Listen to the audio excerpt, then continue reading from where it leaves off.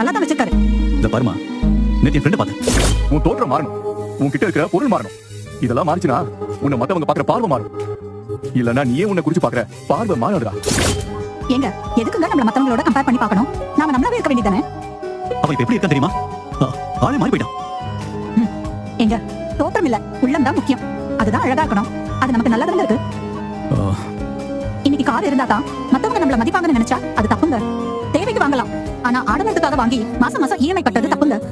நம்ம தோட்டத்தை பாக்குறவங்கள வந்து இஎம்ஐ எல்லாம் கட்ட போறாங்க. சரி, இப்ப நீங்க கார் எடுக்கிறீங்கன்னு வைங்க, மாசம் மாசம் உங்களால இஎம்ஐ கட்ட முடியுமா?